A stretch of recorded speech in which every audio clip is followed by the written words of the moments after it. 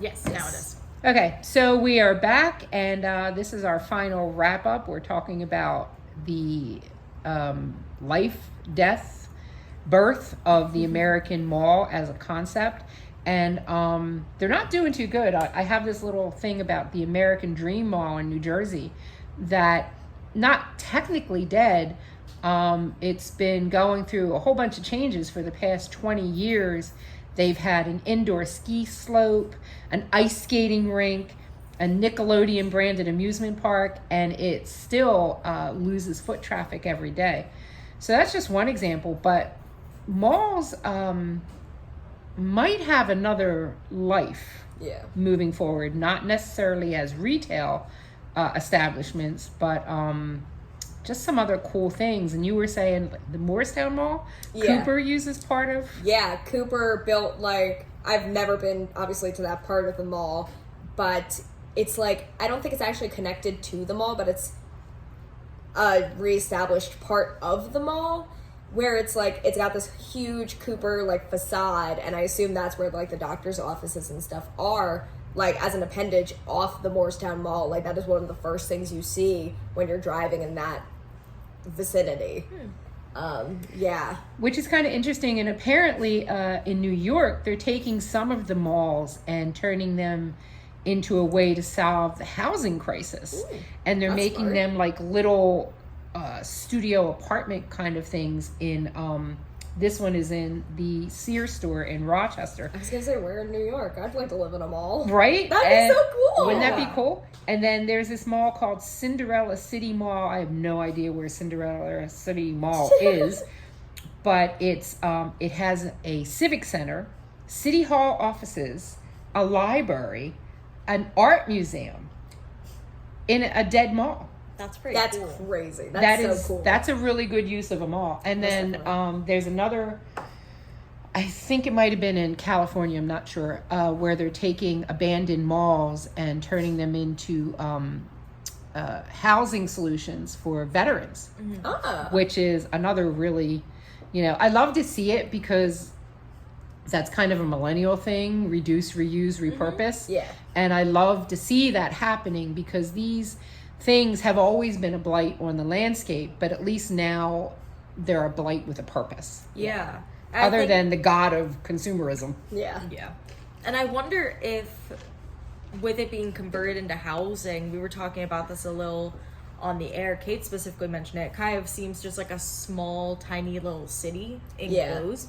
So, like, I wonder if they'll have studio apartments, but then also, like, little grocery stores or something like that, like, but all within, so that way you don't have to build these extra things and you don't have to worry about transportation to get to and from to get groceries, which is so brilliant. Yeah, no, that is kind of what the inventor, like the father of malls, Victor Gruen, I think his name is, that was like kind of the intention. They were supposed to the original mall in Minnesota was supposed to be modeled after like European town centers for like, and that was supposed to be a place where you go like to experience community stuff. Like you could get your groceries there, you could get all your shopping done there.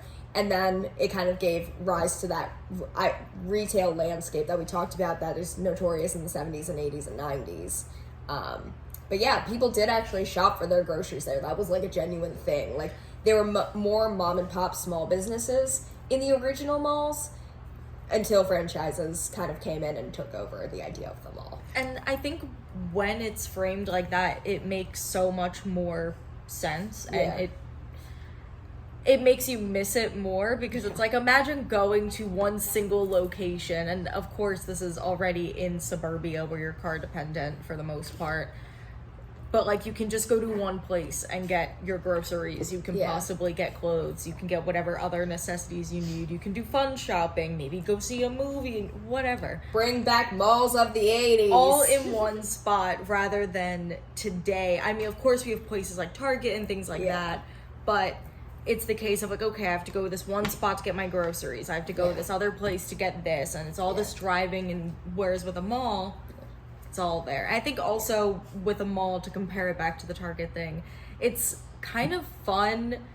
It's it's tiresome to have to go like store to store and go through that whole process. I can get that, but it's also kind of fun to just have that variety. Yeah. To be like, I'm in one store, checked it out, I'm done. Now I'm going into another store with a bunch of new stuff that caters to an entirely different side of your personality. It's a new surprise. It's so much fun. I don't know, like you could go from like clothing to jewelry to hair, like makeup, stuff like that. That's why I love them all. I love Annie Ann's pretzels. Bring them back. No, I love Annie Ann's. But it's interesting because we were talking about this off camera, and in Canada, they've taken the concept of the mall as a communal center, and they've gone the next step. It's very cold, so you can literally go from one side, I'm pretty sure it's Vancouver, to the other and never go above ground. But in the meantime, you can get shoes, you can get clothes, you can go to the doctors, you can get your eyes examined, you can sit and have a visit with your friends. You want a drink, you can go to the bar. It is a whole underground world, which is so cool. If the malls of today could do something like that, I'd be all for malls. Absolutely. If instead of, going to a mall in California and a mall in New Jersey, coast to coast, and you're seeing exactly the same stores, if I could go to that mall and I'm seeing, a Words Matter bookstore, and I can't find that bookstore anyplace else but there, I think it would be a worthwhile thing to revisit. Truth be told, that's actually kind of something I like to do, because I have family in Florida and I have traveled, not all over the place, but I travel with enough frequency that I've been able to check out different kinds of malls. Like even if you go up to like the King of Prussia Mall, it is such a different variety of stuff, like because King of Prussia is like a really rich area. So they have Dolce & Gabbana, they have Gucci, they have these crazy stores that you would not see in New Jersey, or at least our part of New Jersey, which is just, I find it fascinating. So I've gone to the mall in Florida, and it's the same but different in that way, that it's the same type of thing, it's the same idea, it's the same conceptualization of a mall. It's a mall is a mall is a mall. My mom says that to me all the time. Every time I'm like, oh, I'm going to go to the mall in X state. And she's like, a mall is a mall. And it's like, yes, a mall is a mall, but I'm also fascinated by the idea of the differences, but like the subtle differences between these malls in like layout, architecture. Do they have these crazy kinds of small business Words Matter bookstore type stores? Are there parrots in this mall? I need to find the mall parrots, please. I want to comment down below if you know any malls in the U.S. that have parrots. Take a road trip. We will, and we will film it and document it, and it'll be great. I do also want to make note of this before we wrap up. We do still have Finny here, and she is now decked out. She's rocking the 80s attire. She's ready to go to the mall with Max and 11. The last thing I'm going to say is by 2016, there were about 300 dead/abandoned malls in the United States, never to be shopped in again, which is crazy to me. Like I said, I'm fascinated, and I think the reason that this conversation is even able to happen is because of the renewed interest in urban exploration of like abandoned places. Like there are so many videos all over YouTube. Shout out Bright Sun Films once again, and the Proper People as well. They also are a YouTube channel that looks at or explores different like abandoned places and stuff. I love both of those channels so much. Shout out to them. I digress. My point being, if you don't want to get in trouble for exploring abandoned places because that's illegal, check out the videos on YouTube of people who did it for you and documented it. And they broke the law. Exactly. Not us. Not us. It's not on you.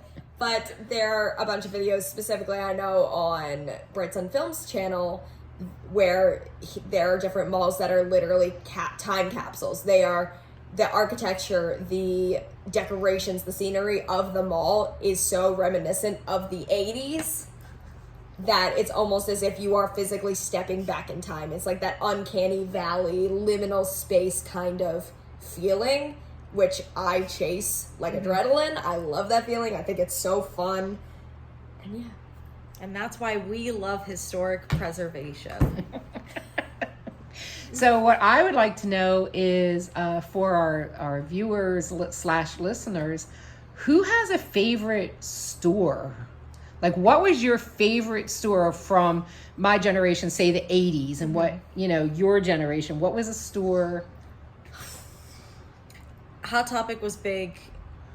I was gonna How say about Wet Seal? I remember Wet Seal, but it was like not before my time. I just didn't shop there when it still was around. But I remember going to that store. Okay, so like this is going to be this week's poll. Leave the name of your favorite store from your generation.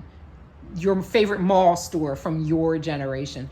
And then next time we can maybe discuss them a little. I was gonna say, I genuinely think I have to say Limited Too.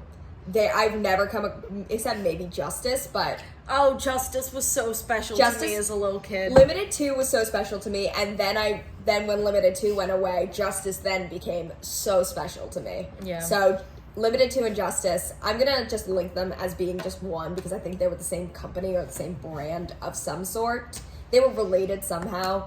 So I'm just gonna say Justice / Limited 2 was my utmost favorite from my generation. You?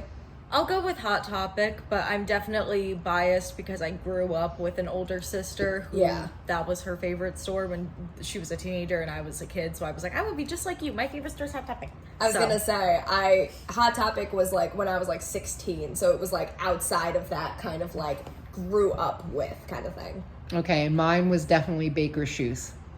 So we're gonna put a poll on the podcast and comment your favorite store. So as always, we are at the beautiful, one of a kind, not to be found in a mall, Words Matter bookstore in downtown Pittman. She has really cool things. One of these days, we're going to do like a little panorama of what she has here because she has so many cool things. She has candles and coffee and puzzles and mugs and art supplies and so much tea. And local artwork, not to mention obviously books. And she has these really cool candles and lotions that are made by veterans. So it's just a really cool place, and if you get a chance to stop in, I highly recommend it. And again, you will not find this in a mall because it's the one and only Words Matter bookstore in Pittman, New Jersey. And malls are dead. And malls are dead. So thank you so much. And I'm Rose Emily. I'm Tori. And I'm Tia. See you next time. Nope.